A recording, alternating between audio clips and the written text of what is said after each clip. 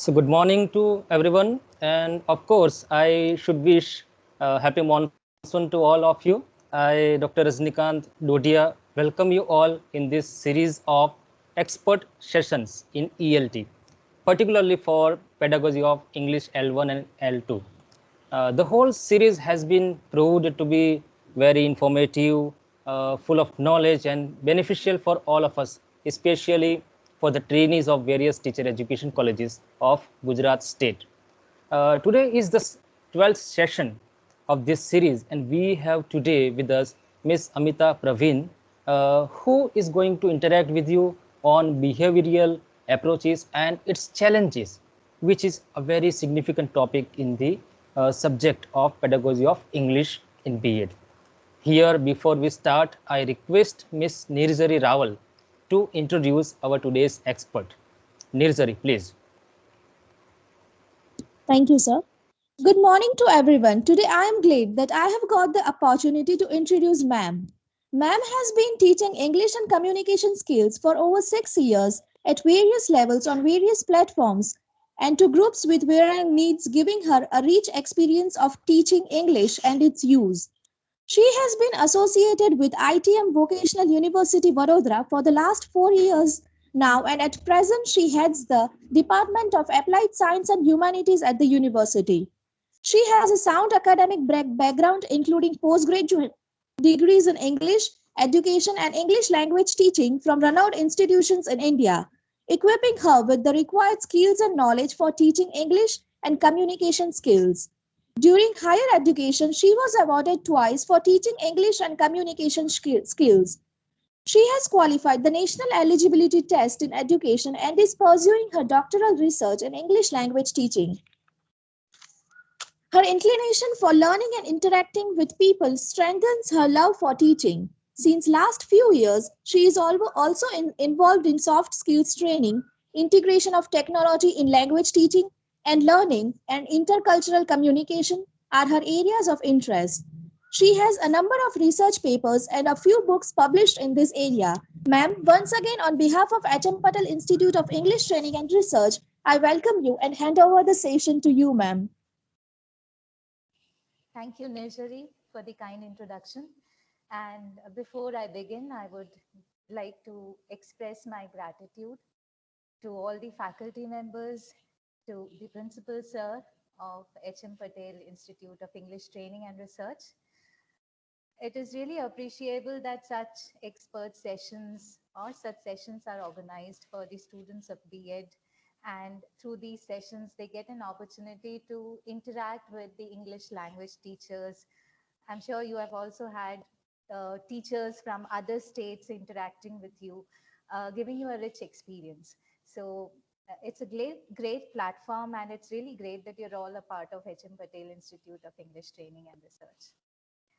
Um, as Nirjari and as Rajnikant sir rightly said, today I would be talking about the behaviorist approach to language teaching, and we would also be looking at some of the challenges of this approach. So with the permission of Principal Sir, all the faculty members, I would like to begin the session. May I?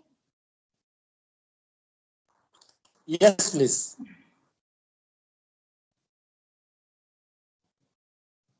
Please proceed. So give me a moment, I'll just share my screen.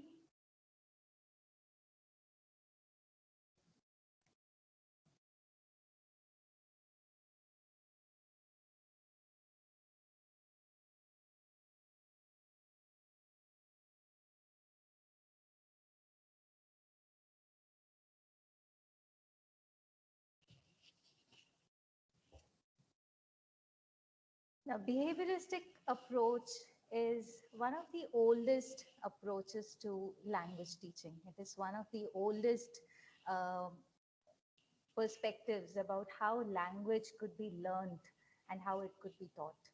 And I'm sure this session is going to be interesting, especially for those who are interested in understanding psychology. And as teachers, of English language. I'm sure it is going to give you a new dimension to your understanding of how language is taught and how it is learned by students.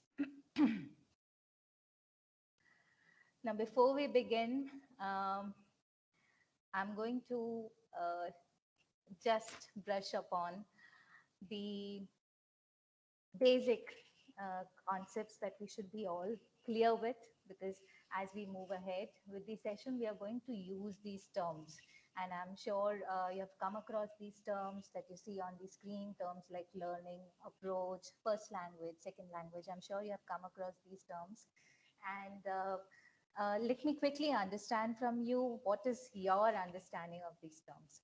So let us begin talking about the term learning. Can somebody from the group tell me what is learning according to you? I'm not asking for a definition, just your understanding of this word. What is learning according to you? May I, ma'am? Yes, please. Please tell me your name. Sandeep here, ma'am. Sandeep. Yes, Sandeep. Learning means to change behavior, to bring Okay. change in behavior, ma'am. Okay, learning is a change in behavior. Good attempt. Anybody else?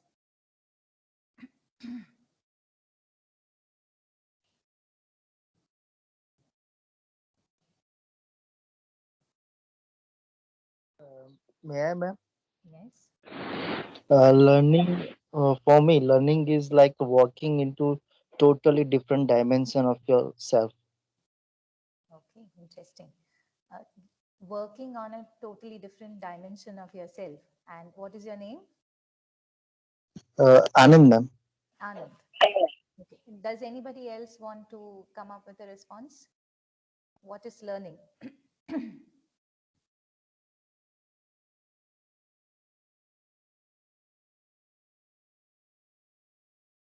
Okay, so learning, as both of you rightly said, it is acquiring of knowledge, it is acquiring of a new behavior, it is acquiring of values, attitude, skills. So it is a kind of acquisition, something that you get. Okay, so definitely there is a change that comes about in you when you acquire something new, right? So both of you are correct. Learning is uh, the process, or yeah, it is a process of acquisition of skills, of a new behavior, a new attitude, of a new piece of knowledge, etc. Okay, now let's move ahead to the next term here on the screen, which is approach. How many of us are clear with this term? What does it mean? What is an approach? May I, ma'am? Please, is this Nirjara? Yes, ma'am. Okay, A set of assumptions dealing with the nature of language learning and teaching. can you repeat, please? Nirjara, can you please come again? What does it mean? Okay, ma'am. A set of assumptions dealing with the nature of language learning and teaching. Okay, it is a set of assumptions. Very good, Nirjara, good attempt. It is a set of assumptions dealing with the nature of learning. Very good. Any other attempt? Would anybody else like to add Uh, what Nirjara said? may I, ma'am? Hmm. For me, approach is like a way of dealing, way of dealing with the learning. Way of dealing with the learning. Okay. So as a teacher, how do you deal with learning? Is that what you are trying to say?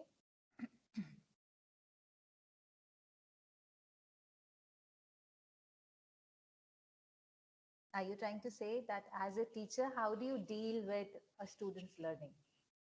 Or as an Yes, individual, ma'am. how do you deal with your own learning? What is it? Yeah. Both, ma'am. Both. If yeah, as a Okay. teacher, you can. Okay. Interesting. Okay. So approach, is there anybody else who would like to answer the question? Ma'am, can I? Sure. Ma'am, Vidushi here. Uh, Approach is to draw somebody closer or near to the uh, meaning of the particular word or something, Okay. or anything for that matter. What is your name? Vidushi, ma'am. Viduhi. Did I pronounce it correctly? Yes, Yes? yes, ma'am. Vidushi. Viduhi. Okay, Viduhi, we are trying to look at these terms from the point of view of what happens in a classroom. I'm sorry I did not clarify that before I asked this question. So, approach, the definition or the explanation that you gave is correct, but we are trying to understand this from the point of view of what happens during the teaching learning process. Okay, so we have here are Oh, discussing the word from a limited point of view. Okay, thank you for sharing your response. Now, approach, as some of you rightly pointed out, is a set of assumptions, a set of principles, a set of beliefs about how teaching and learning takes place. Okay, so it's not just about learning, but it is also about teaching. So, how, because both of them go hand in hand, right? So, how does teaching and learning take place? So, what are my beliefs about how learning takes place? Is my approach to learning or to teaching. Okay, so we have talked about two words, learning and approach, and I'm happy that you're quite clear with these terms. Okay, now we have two more terms which are quite well known, and I'm sure as teacher trainees you are all clear with these terms. So can somebody quickly tell me what does the word first language mean?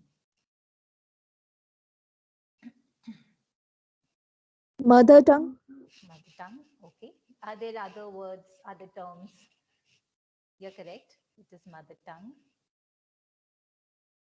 Any other similar word, term? Vernacular or native language. Okay, native language. Yeah, so first language is the language um, that we learn first. Yes, it is our native language or the language that we learn for the first time in our life. The language that is spoken by the people around us.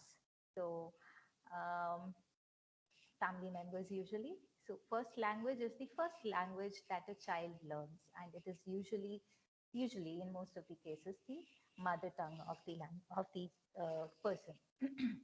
The last word, the last term that we want to discuss here is second language. What is second language?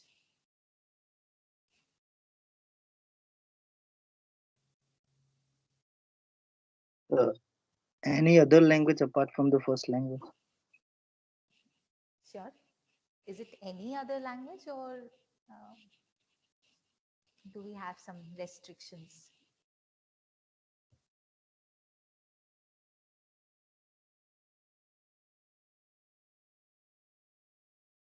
The language which we need to learn and which with which we are not much familiar as first language. Hmm. Okay. And there's one more characteristic to it. Good try, both of you. There's one more characteristic to it, and it is that the second language is definitely different from the native language. And the characteristic, the most important characteristic is that it is something that is quite common in your environment. A language that is quite common in your environment and which is not your first language. So it is something that you need to learn extra in order to um, do well in the environment that you are in. So that is second language. That is the reason English is our second language, whereas French is not a second language for us, right? What would French be in our case, or any language for that matter, which is not very prevalent in our surrounding?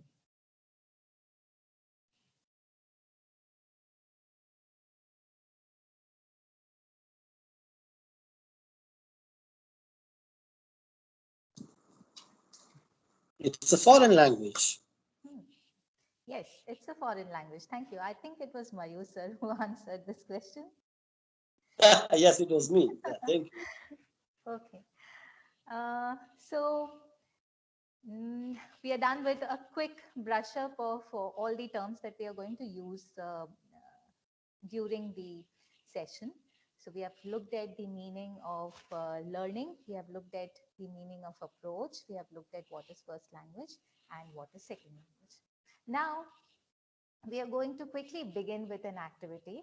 And this activity is actually a representation of a classroom scenario.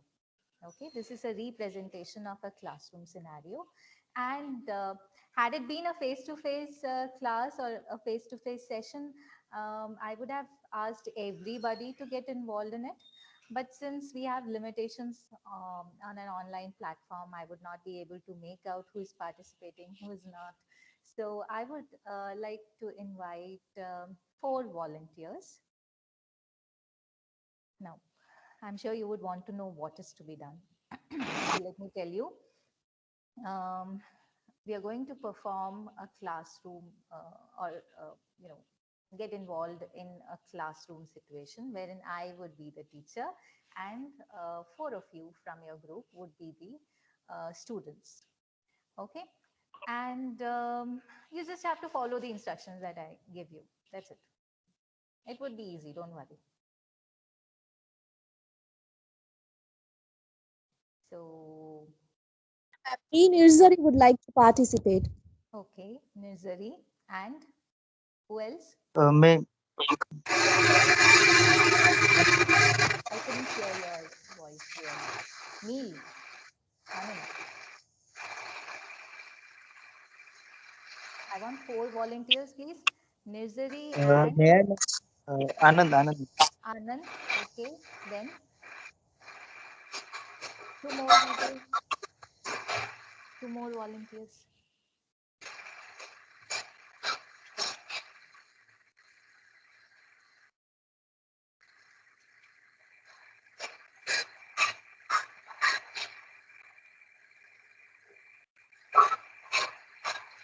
Don't worry, this I'm not going to make you do anything difficult. You just have to follow the instructions and say things that I ask you to say. That's it. So Nirjari, then Anand, and 2 more people. Please join. Quickly, please. Ma'am, I would like to join. Please tell me your name. Vidushi. Viduhi. Okay. And the 4th person? Me, ma'am, Sandeep. Sandeep. Okay, as expected. I was expecting Sandeep to participate. Okay, so Nirzara, I hope I'm pronouncing your name correctly. Viduhi, Anand, and Sandeep. All 4 of you are going to be my students, and I'm going to be your teacher in a specific kind of a classroom setting. Now, what do I want all of you to do? I want you to note down these questions that I have got here. There are quite a few questions and I'm going to share them with you.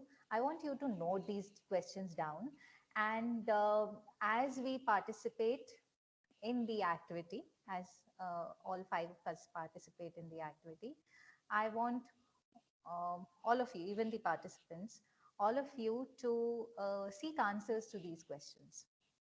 Okay, you need to clearly um, um, understand what is going on and also try to understand what could be the answers to these questions. So the first question is, what is the role of the teacher? Okay, teacher kya kar rahe hain? What is the role of the teacher? The second question, please note them down quickly somewhere. I'm going to give you 2 minutes to do that.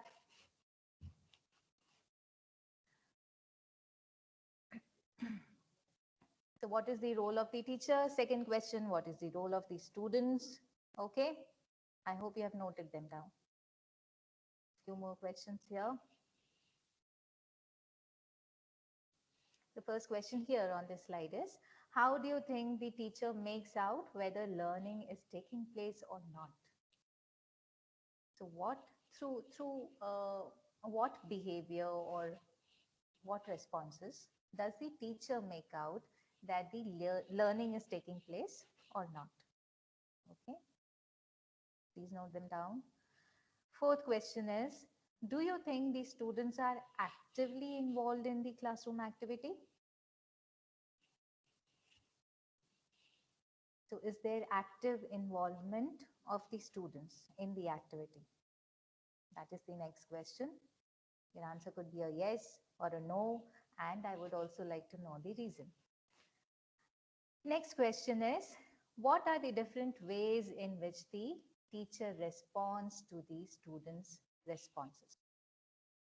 So how does the teacher respond to the responses that she receives from the students?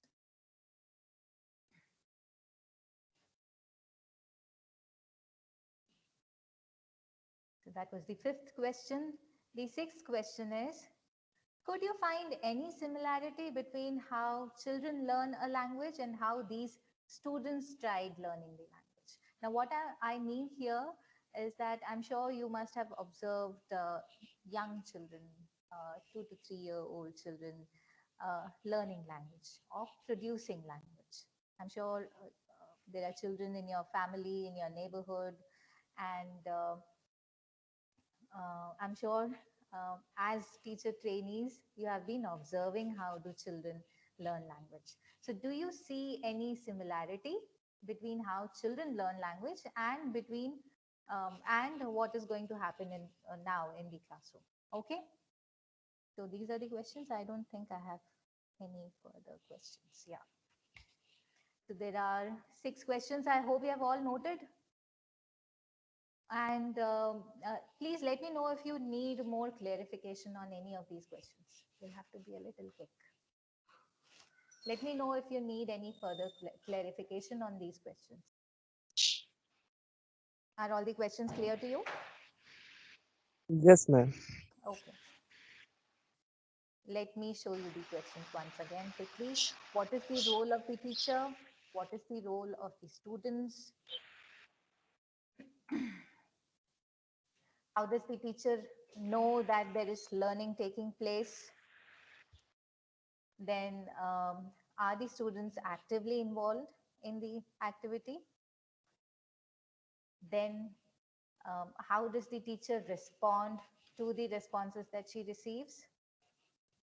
Because I'm going to be the teacher here. Then, yeah. So this is an application kind of a question. You need to try to draw similarities between what you have observed already and what you see just now in the classroom. Yes? Okay. Would you mind turning on your cameras? Let me stop the slide sharing here for a while.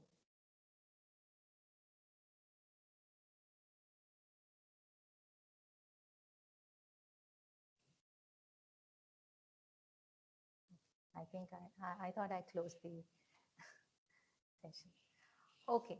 Can you please turn on your cameras, all the participants, all 4 participants?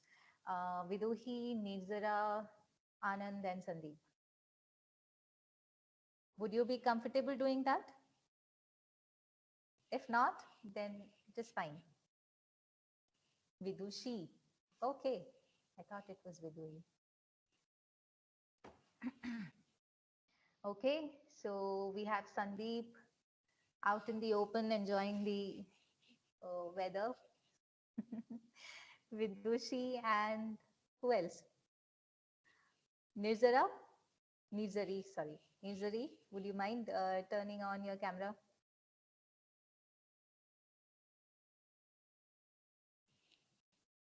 Ma'am, just give me 2 minutes. Okay. And where's Anand?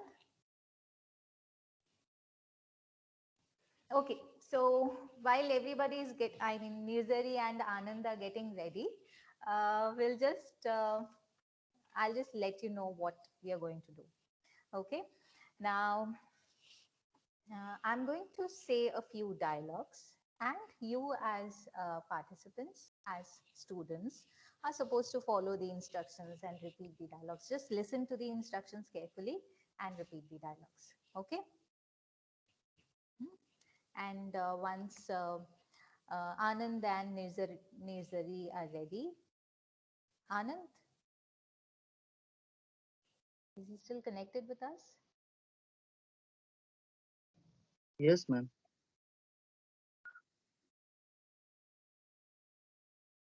Yes, Okay, yes, ma'am. I think we should begin.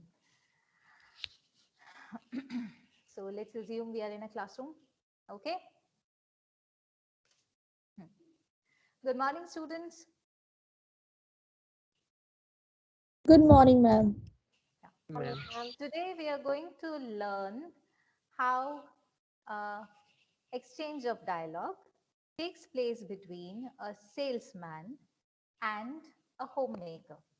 Okay, so we are going to learn how a conversation can take place between a salesman and a homemaker. Are we all ready? All four of you? Okay, Yes. so I'm going to read out the dialogues, and in the first round, you're going to carefully listen to me.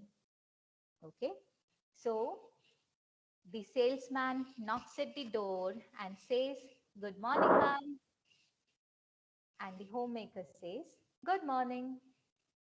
The salesman says, "Would you like to have the cleanest house in the town?" What does the salesman say? He asks a question. He says, "Would you like to have the cleanest house in the town?" The homemaker says, "Yes, of course. Why not?" What does the homemaker say? Sandeep? Why not? Of course. Yeah, yes, of course. Why not? The salesman says, "Then, madam, you should buy this amazing vacuum cleaner." What is the salesman trying to sell? Vacuum cleaner. Vacuum cleaner. So he says, "Then, ma'am, you should buy this amazing vacuum cleaner." The homemaker says, "No, I won't. No, I won't." Salesman, "What? Why not?" He's surprised, taken aback. "What? Why not?" The homemaker says, "My husband does the cleaning in our house. My husband does the cleaning in our house." And the salesman is sad. He has lost a customer, and he says, "Oh, okay." So this is the scenario. This is the exchange of dialogue that takes place between a salesman and a homemaker, and we are going to practice this today. Okay. So after I say a dialogue, you are supposed to repeat it after me. Ready? Good Yes, morning, ma'am. ma'am. Yes, ma'am. Good morning, madam. Repeat. Good Good. morning. Good Morning, morning, ma'am. madam. Repeat what I'm saying. Good morning, madam. Good Good morning. morning, ma'am. Good morning, ma'am. Good morning, madam. Okay, all of us try to repeat this together. Okay, it is a little difficult when we are not together in the same space, but as soon as I finish speaking, try to repeat the sentence. Okay, so good morning, madam. Good morning, Good madam. morning, madam. Good morning. Good morning. Would you like the Would you like to have the cleanest house in the town? Would you like to have a cleanest town The in? cleanest Cleanest house. house in the Would town. you like to have the cleanest house in the town? Would you like to Would have you a like cleanest house in the town? cleanest house in town? Very good. Would you like to have the cleanest house in the town? Would you you Would you like like like to to Like have cleanest? Very Would you cleanest? good. have the cleanest house in the town? With emotions.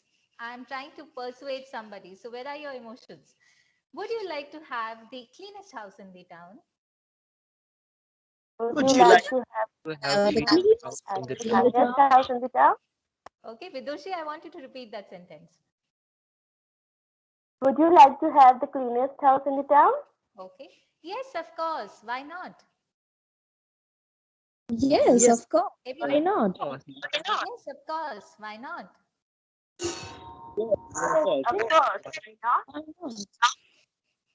Then, madam, say, then, madam, Then, madam, Then You should buy this amazing vacuum cleaner. You should buy this amazing. amazing. Buy this amazing Cleaner. Then, cleaner. madam, Then, madam, Then, madam, you should buy this amazing vacuum cleaner. you should buy this you should buy amazing cleaner. Vacuum cleaner. No, I don't. No, I won't. No, I No, won't. I won't. No, I won't. No, I No, I won't. won't. What? Why not? What? What? Why not? What? Why not? What? What? Why What? not? Very nice. My husband does the cleaning in our house. My husband does the cleaning in the house. No, no. My husband does the cleaning in our house. My husband does does cleaning in a Cleaning. Oh, oh. Look, okay. Now let's I want two of you to, are we clear with the dialogues? I want two of you to try and produce the same scenario. I want two of you to enact the same scenario. Vidushi and Sandeep, would you be comfortable doing it? Don't worry, I'll help you out in between if you get stuck. I'll Shall we Okay, give it ma'am. a try? Okay, Okay. so Sandeep can be the salesperson and Vidushi would be the homemaker. Or do you want to reverse the roles? Would that be fun? That Okay, is for this time, let Sandeep be the salesperson and Vidushi be the homemaker. Okay, so Sandeep, ready? yes, ma'am. Okay, I'll help you out, don't worry. Yes, May I start, ma'am? yes. Good morning, madam. Good morning.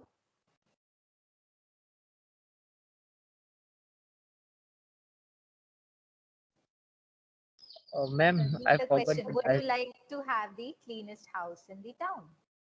Would you like to have the cleanest house in the town? I won't mind. Yes, what we practiced was, yes, of course, why not? Yes, of course. Why not? Then buy a. Then madam, Then, madam, you should buy this amazing vacuum cleaner. you should buy this amazing vacuum cleaner. Vidushi? Uh, No, I won't. no, I won't. Sandeep is taken aback. So what does he say? What does the salesperson say? I hope I Why won't lose what? my connection. It is raining heavily here. Okay. So Sandeep, Yes, ma'am. what would the salesperson say next? Why won't? What? Why not? What? Why not? My husband does the cleaning in the house. Very good. My husband does the cleaning in our house. My husband does the cleaning in our house. Sandeep.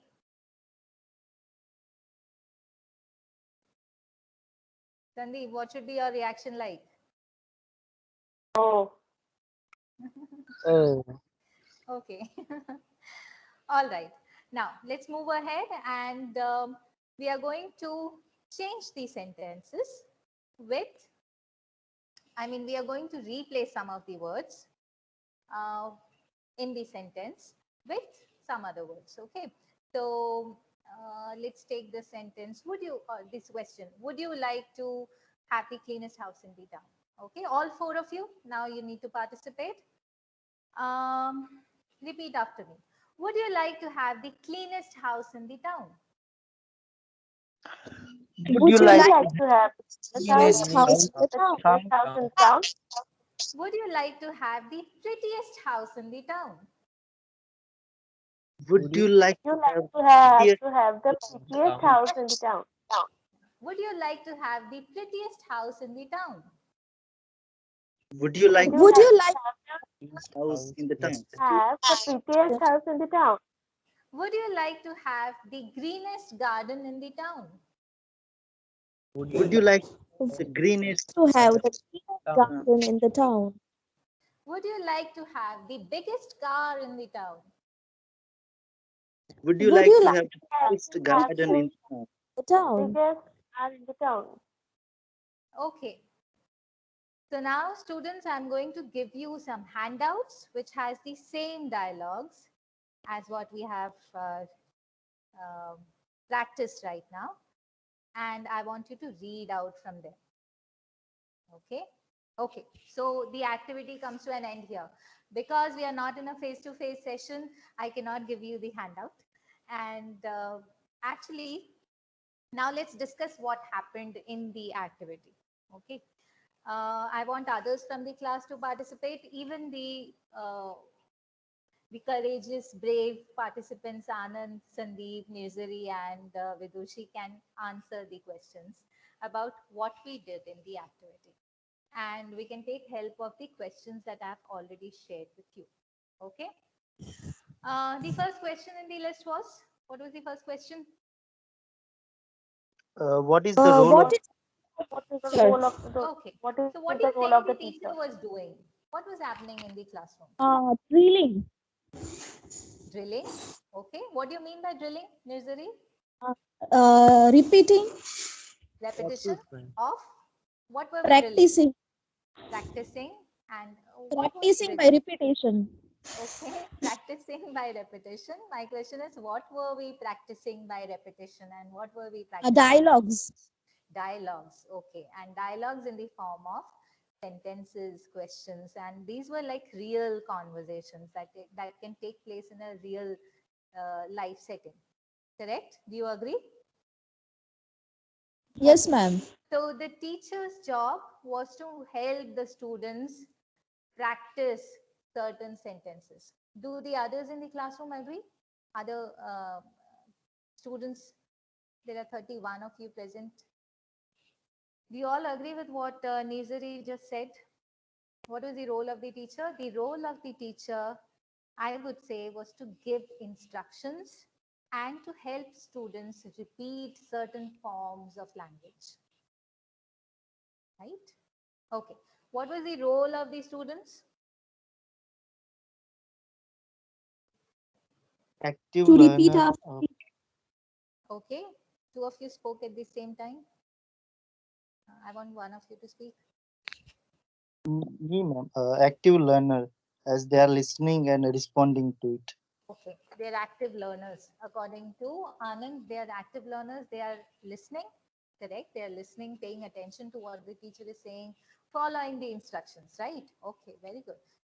So the students are actually paying a lot of attention, listening carefully and trying to imitate what the teacher is saying. Very good.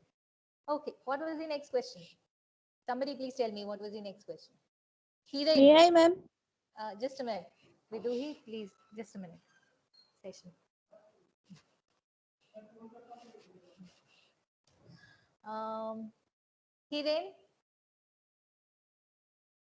Hiren, please unmute yourself and tell me what was the third question. Did he just leave the class? Priyanka.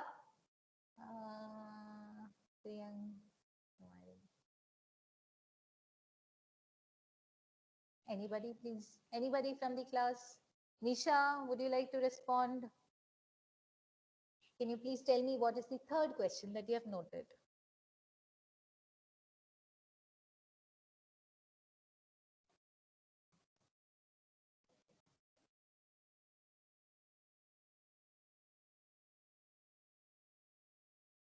No response. Okay, so I have no. Ma'am, may I? Who is it trying to answer? Usually. Okay, Nizari. Okay. Third question is, how do you think the teacher makes out whether learning is taking place or not? So how do you think the teacher is making out whether learning is taking place or not? What is learning here in this situation? What was it? Do you think there was learning taking place? Yes, ma'am. Okay. And what kind of a learning what was it? Why do you think there was learning taking place? Because students were able to make sentences. Okay, because students were able to make sentences, not frame sentences. They were able to repeat the sentences Yeah. that the teacher was speaking. They were not framing sentences by their own, but they were repeating the sentences that the teacher was asking them to do. Okay, correct. So there was learning taking place. Okay, fine. Next question. Ma'am, I have a question. Okay. Yes, Anand. Uh, does repeating mean learning? We are going to Repeating. talk about it a little later. Very good question, and we are going to come to it a little later. Please wait. Okay. So, fourth question, what is it?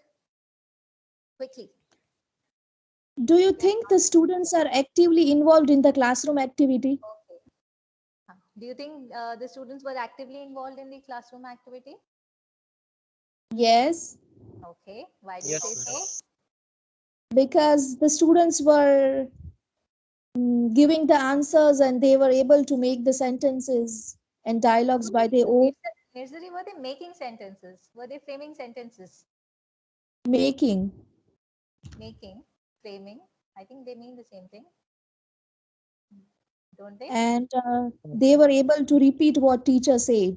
So they were active. They were, because they were able to repeat what the teacher was saying, you believe that the students were actively participating, right? Yes, ma'am. Okay.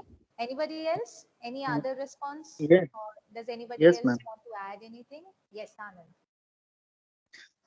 The students were actively involved in the learning as they were making mistakes and simultaneously they were correcting the mistakes. So they were active in the learning process. You'll have to come again, Anand, please. I couldn't hear you.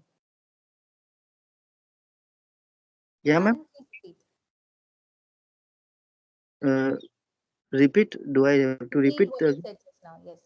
Okay. The students were actively involved because they were making mistakes in uh, structure of sentences, and simultaneously they were correcting the mistakes. So they were actively involved. Okay. So they were paying attention to the teacher's feedback that she was giving when she corrected them. They were correcting their own sentences while they repeated, right? Is that what you're trying to say? Yes, ma'am. Yes. Did Yes. I get you correctly? Okay. So they were actively involved because they were carefully listening to what the teacher was saying, and even the teacher was carefully listening to what they were saying. And if there were any errors, if there were any incorrect pronunciations or incorrect sentences framed, then the teacher was correcting them, and the students were repeating that correction. Okay, very good. Next question. What are the Next question is, differences? Yes, Vidushi, go on. ma'am, the next question is what teacher's response to the response the students I'm not able to gave hear us. you. Be a little louder, please, Vidushi. Ma'am, am I audible Yes, now? but not very clear. Okay. So the next question is, what was the response of the teacher to that of the student's response? Okay. So, how did the teacher respond to what the students were saying? How did I Yes, respond uh, to what you said? by Uh, correcting a mispronounced word or any word that was wrongly spoken by repeating that whole Okay. sentence. So, what I did was, if you were not repeating the sentences correctly, I uh, went ahead and said the same sentence again, which made you realize that there's something wrong in what you said, and you repeated the sentence after me. If there were errors in pronunciation, I repeated the word, and you could make out that there was some error, and you tried to pronounce it correctly, right? And if Yes. you were doing it well, what did I do? Did I do anything else except other than correcting? Appreciation, ma'am. Observing, Oh, You you observing. appreciate also us. appreciated. Okay, I also appreciated when you did it correctly, when you repeated the sentences correctly. Okay, last question. Who would like to answer the last question?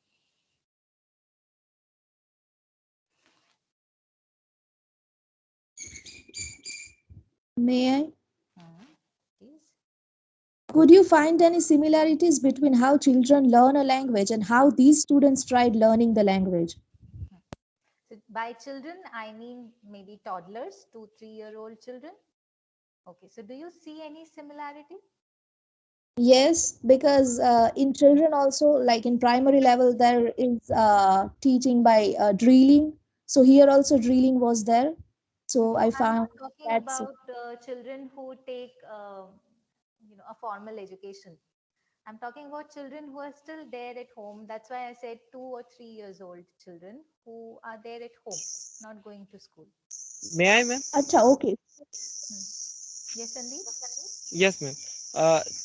The child first listen the words and then try to speak by repeating again and again. So Hmm. what we did in the classroom. Hmm. So, do you think there is a similarity? Because Yes, ma'am. First because we the listened to you individual. and then we responded. Okay. So I think we all Uh, must have seen how young ones, how young, 2 or 3-year-old children are taught certain words. Right? They're asked to repeat uh, the words or the sentences that their caretakers tell them or they want them to learn. Right? Like they may say some word for food and they may ask the child to repeat, and the child would repeat that word. Right? I'm sure you have all seen this in your family, in your neighborhood, that this is how children usually learn a language. Okay. Now, why were we doing all of this? Okay. Because according to the behaviorist approach, um, any language or a first language is learned through repetition.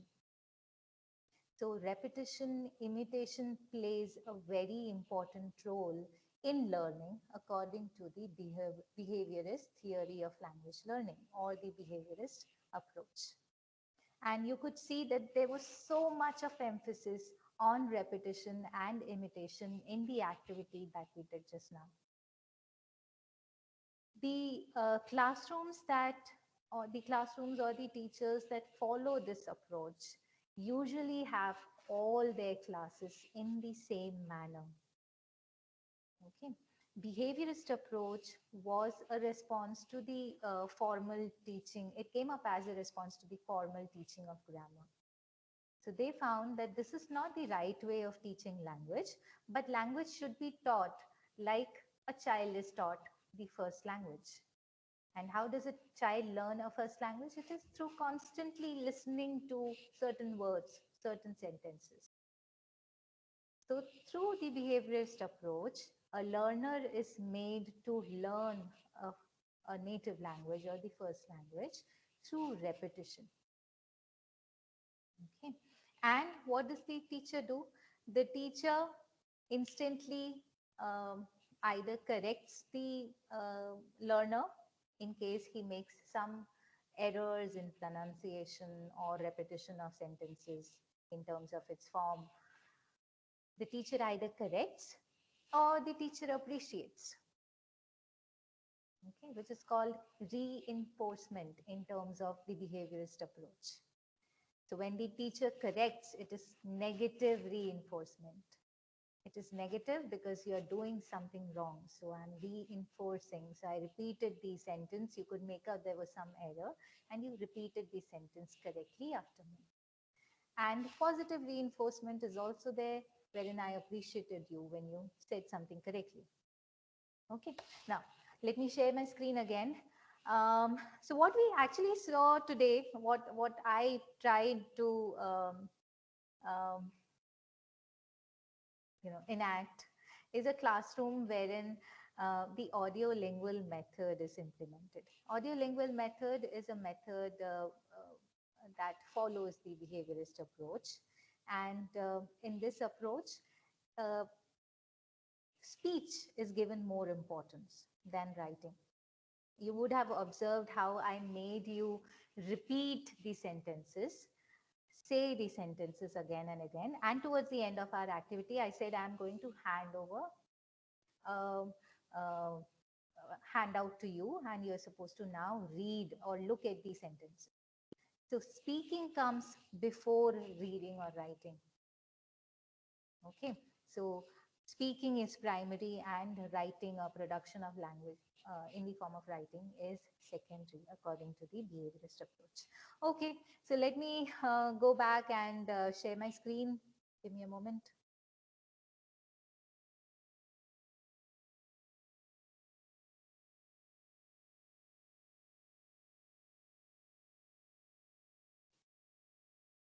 It took up a lot of time in the activity and its discussion. Rajnikant sir, would I be granted about 10-15 minutes more? Yes, of course. Okay, thank you.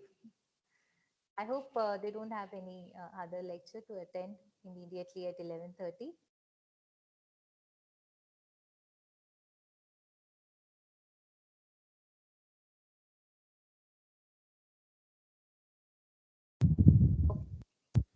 So now quickly let us look at the kind of history of behaviorist theory. So you may take a quick look at the points that we have here. So this theory, the behaviorist approach, um, is a theory that finds its basis in psychology, human psychology. And it was propounded by Watson in America in 1930. That is the first point that you see here. And it is one of the earliest native language learning theories. Okay. The second one, the second point here is, as I said earlier, it is a reaction to the traditional teaching of grammar. So according to them, according to the behaviorists, teaching grammar is not effective. Give students chunks of language and they would gradually through repetition take them in. So it would become a part of their system. It would become implicit language as they repeat it. What you see on the screen as the third point is the names of some of the people who backed the theory. And these are Skinner, Pavlov, Thorndike. Have you come across these names earlier? Yes, ma'am. Okay. The trio. So these are some of the supporters, people who have contributed well to behaviorist theory. And behaviorist theory was widely accepted in 1950s. By the time it took it about 3 decades, 4 decades to be widely accepted by people across the world, across countries. Now, I'm sure now, since we have had a kind of demonstration, had it been a face-to-face session, I'm sure it would have been more effective. But since we have had a kind of feel of how behaviorist approach looks like when it is implemented in the classroom, I'm sure you would be now easily able to relate to the principles of behaviorism, which is now what we are going to look at. Okay, so the first point here, the first principle or the first tenet is that language learning is habit formation. Why habit formation? Because it is said, as we all know, when you repeatedly do something, you form it, you form a habit of doing it, right? So with repetition, language learning becomes habit. Okay. Then The second tenet, second principle, very important, is all learning can be explained by observable behavior. So as somebody said right in the beginning of the session when I asked what is learning, I think it was Sandeep who said it is change in behavior. Was it Sandeep or Anand? Me, ma'am, Sandeep. Okay. So you're right when it comes to understanding learning from the behaviorist point of view. So according to this point of view, according to this approach, learning is change in behavior. So you say that you have learned something if it is observable in terms of your behavior, in terms of your actions. So these students in our classroom, in our demonstration, these students were able to produce the language. So the teacher assumed that learning is taking place. Okay. Because the students were able to say the language, produce the language, speak the sentences that the teacher was saying, the teacher was assuming that learning is taking place. Okay. Yeah. The third point, something we have already discussed, language is learned through imitation and repetition. Fourth point, effective language behavior is production of correct responses. The correct responses, a correct production of language was given a lot of importance.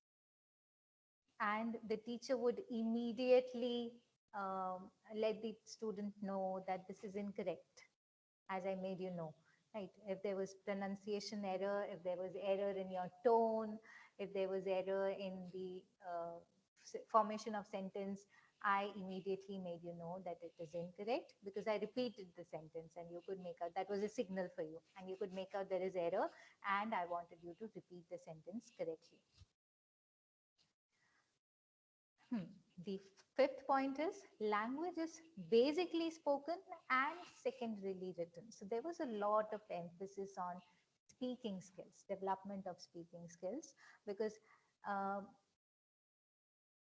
as you would have realized that language was also learned in terms of situational use. So how does one use language in everyday context? A student needs to learn that, a learner needs to learn that and practice that and repeat that, so that in a similar situation in real life, the student would be able to produce the same kind of language. So the basic emphasis was on speaking and writing was given less of an importance. A few more to go.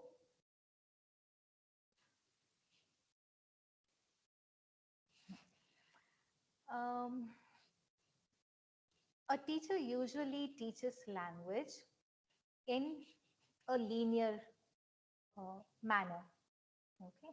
So for example, I would first teach a learner simple sentences, framing simple sentences, and then I would teach complex sentences.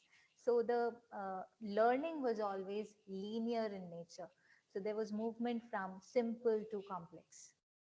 Okay, so because that is considered to be the natural flow, and that is considered to be the natural way of learning something.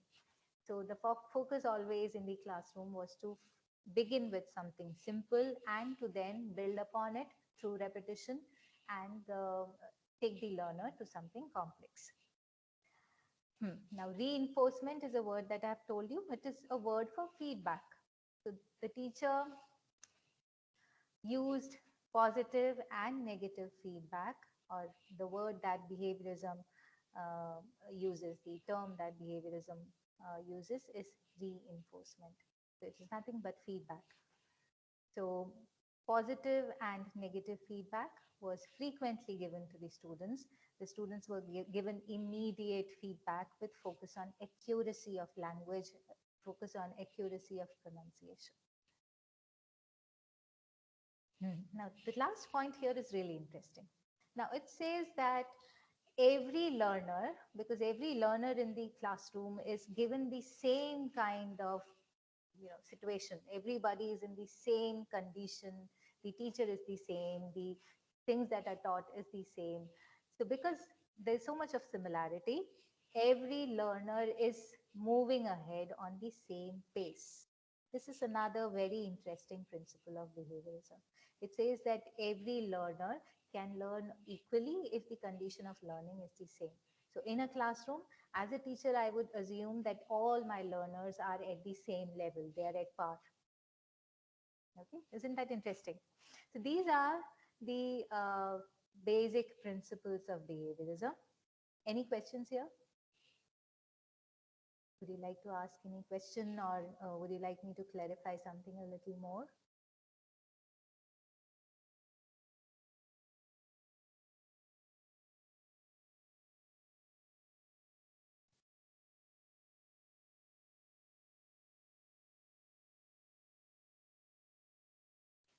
This can mean two things. Either there's no question, or it could even mean that I've lost my connection. Let me know if I'm audible to you. No, this has happened with me. Oh, ma'am, you are audible. Okay, okay, okay. Thank you.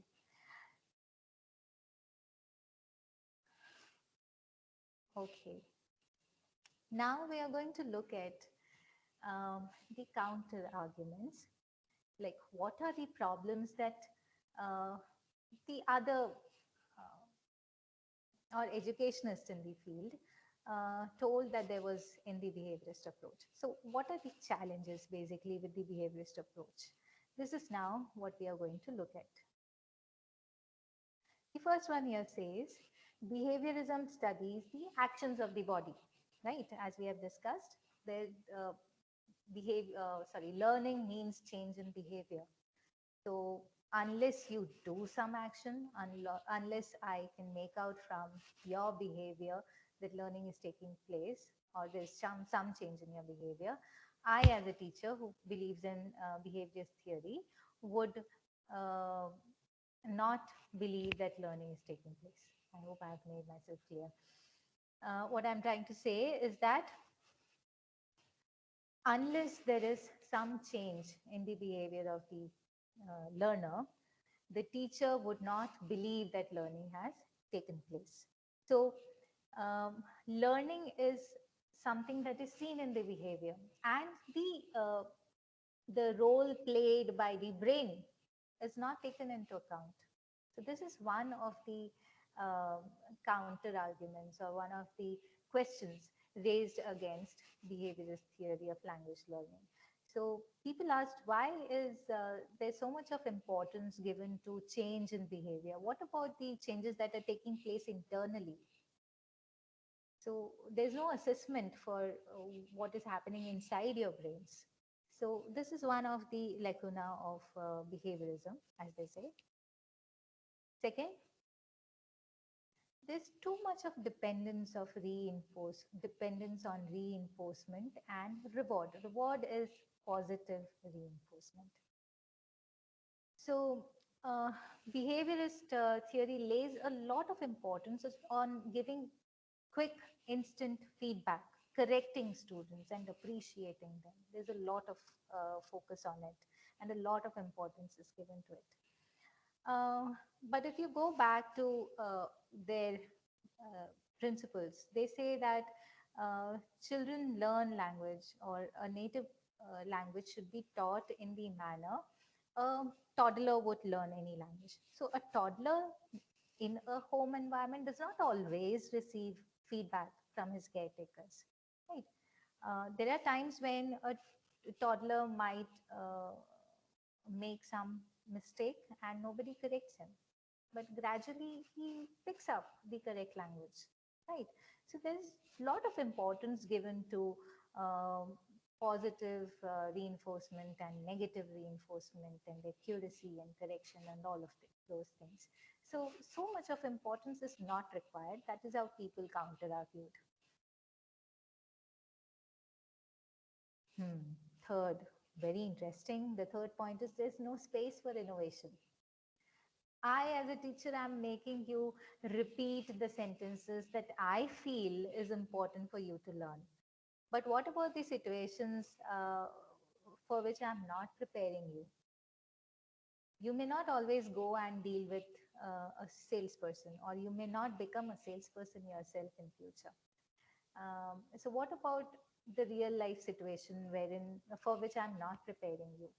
So there's no space for innovation. How do I make you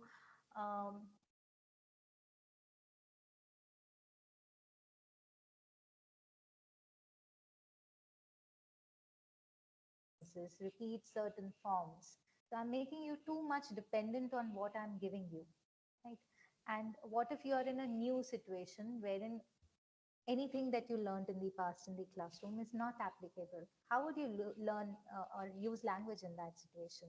So there's no space for innovation. There's no space for instinctive production of language, as you see here in the fifth point. There's no place for instinctive production of language. So all that is not given importance in the behaviorist approach. So these are challenges of the behaviorist theory. Let us look at the fourth point. Yeah. Like every learner, you must have observed this yourself. Uh, Not everybody is able to, repeat something or imitate somebody uh, immediately. Like a few of you were able to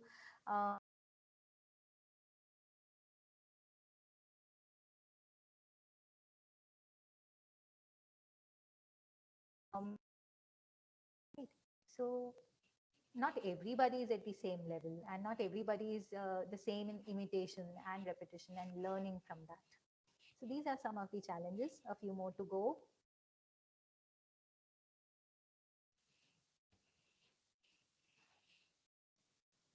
Learner cannot use the language effectively in new situations. This is something we have already discussed, because um, there are certain forms given to you, a certain kind of language given to you, which you are expected to repeat and learn and produce. But what about situations for which you're not being prepared? What about situations that might crop up anytime? How would you deal with such situations? What kind of sentences would you produce there? The innate capabilities of learning is overlooked. Every one of us has our own way of learning. Each one of us has our own capability of learning. And that is completely overlooked, because the behaviorist approach says that every child in my classroom would be at the same level of language, because they have repeated these many forms 50 number of times. So everybody is thorough with it, and everybody would be able to use it effectively given a situation. That is what the behaviorist approach assumes. But everybody is at a different level. All of us are at different levels of learning. Some of us might be very quick at picking up things. Some of us might need a little more effort from our end. It also depends on certain forms, right? As you may understand. Certain forms are quick to pick up, and certain forms might take you a little more time. And while at the same time, your friend might be quick at using a certain form, but the one that you are good at might not be the case with your friend. So not everybody is on the same page, right, or at the same level. So the inner capabilities of learning are not given importance in the behaviorist theory.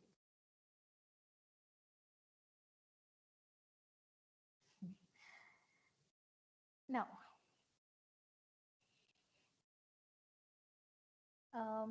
other important concepts that are related to behaviorism is stimulus and response. Stimulus is a kind of situation that you provide, and response is the response that you get as a feedback.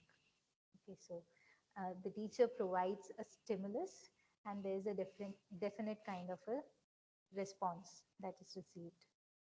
So learning cannot be limited between what the teacher gives and what the learner gives her back.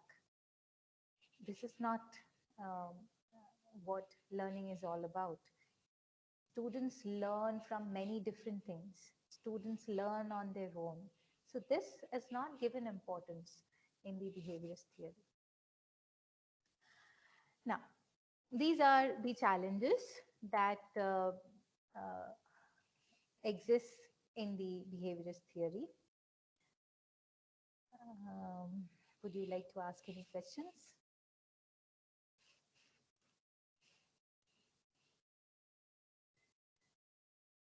I think maybe add, Amita, the psychological background of the behavioral theory, if just we can.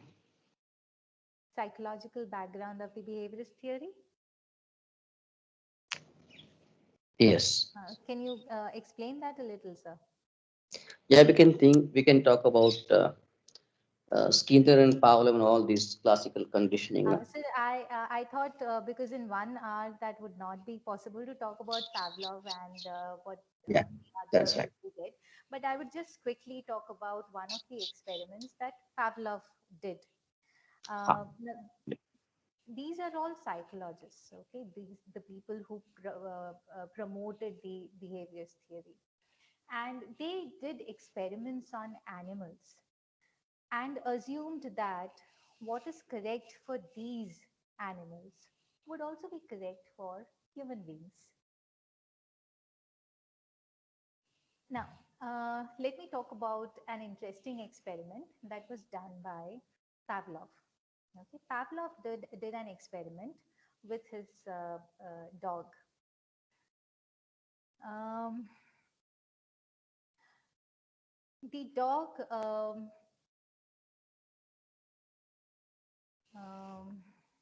yeah. Now imagine a situation wherein you have a dog. You have, when you visit the dog knows that you're going to offer food to him. And as soon as the uh, dog looks at you, or you meet him after a few hours, the dog starts salivating because he assumes that you're going to give him food. Okay. If you have pets, this is something common to happen. Pavlov decided that let me experiment a little with what is going on here. Um, Pavlov initially gave food, and whenever, as you understand, as he met his food, as he met his dog, he um, gave food to it, and the dog salivated gradually because he knew that as my master arrives, I would be given food. So gradually, the natural reaction was, or the natural response was the that he salivated. Now he decided to do some experiment. He decided to bell ring and then provide food to the dog. Okay, so what did Pavlov do? Before he provided food to the dog, he rang bell and then he provided food to the dog. So gradually, as this happened, the dog understood or formed the habit that my master would arrive, I would hear a bell, and then food would be served to me. So gradually, as the bell rang, the uh, dog started salivating. Okay. So the dog did not start salivating at the arrival of the food, but it started salivating at the sound of the bell. So he associated the sound of the bell with the arrival of the food. So this is how these educationists, these psychologists uh, made associations. Okay, and um, these propounders of behaviorist theory believe that these associations are also made in human minds. Okay, that is what stimulus and response here is. Stimulus is ringing of the bell, and response is salivation. Okay, so this is how learning is talked about in terms of behaviorist theory. And the behaviorists also believe that this could be now transplanted or exported to the human behavior, human psychology. Thorndike, Skinner, all of these people talked about, did various experiments with animals, and then they talked about the theory of learning. They thought that these understanding of how animals behave could be implemented in terms of human learning as well. Now, this was something that I thought you would want to read and experiment and understand on your own. This was something that I had kept as one of your home assignments, but I'm glad that I discussed it with you. Okay, so this is about stimulus and response. Now, I would now like to talk about, I'm sorry, I'm taking a lot of time, but I promise to wind up in the next 5 minutes.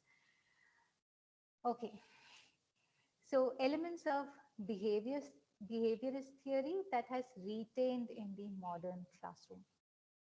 So in the modern classroom, even now, certain elements of the behaviorist theory exist. What are they? Very interestingly, let us look at all of them. First one, feedback. There's a lot of emphasis on feedback even today, because as teachers, we understand that our feedback to our learners is very important, and it is to a large extent. How do learners make out if they are on the right track or not, if they are correct or not, or if they need to make some improvements or corrections? It is through teacher feedback. And now we also have peer feedback and all of these different forms of feedback. So feedback is an element that has retained, that is still present amongst us, and is considered to be an important technique to be used in our classrooms. Similarly, test and scores. So this is like the reinforcement that we give. Okay. So if you have scored well in your test, it means I'm giving you positive reinforcement for the correct answers that you're given. And if you if you score less, it is a negative reinforcement, because it means that there's a lot more learning that you need to do. So test and score, testing and scoring is something that, the concept of reinforcement is a little modified here, but it is almost the same. You're trying to reinforce, you're trying to give feedback to the learning that has taken place. Repetition, the third point here, talks about revision, repetition. So like even these days, we have preparatory leave before examination. So why is there preparatory leave? So that you could go back and revisit and relearn or revise what you have already learned during the classroom sessions. So still a lot of importance is given to repetition, revision, and all of that is encouraged.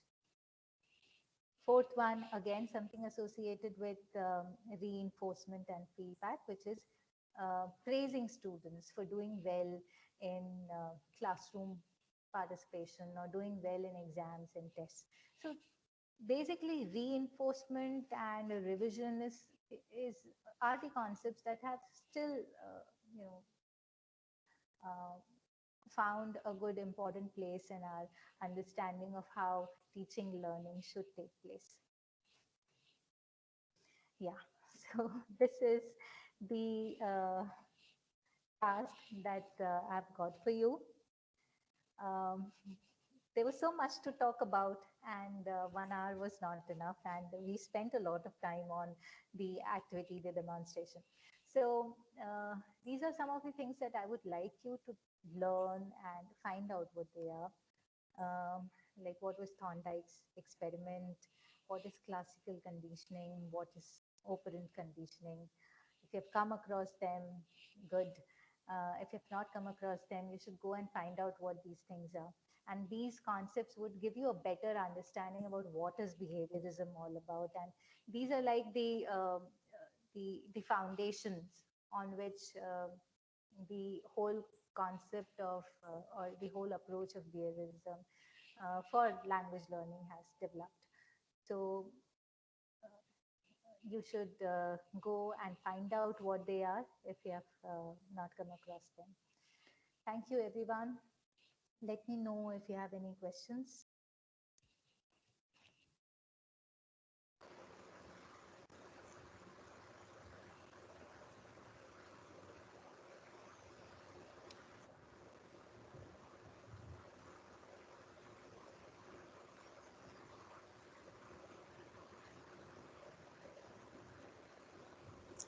So it was quite an interesting session by you, ma'am, and it was very much interactive also.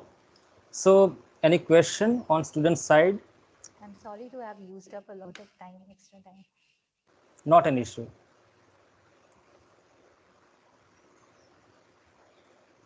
Any confusion if students are facing while understanding any point or any topic in this particular session?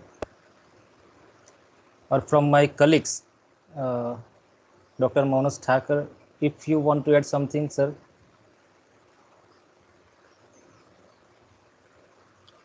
Sir, it was a very nice session, full of activities. All students were involved. That is something that I like most. I think student must raise questions because they have already dealt with communicative approach also. So if they wish to compare both the approaches, what is the difference, then it would be fruitful if they wish. Exactly.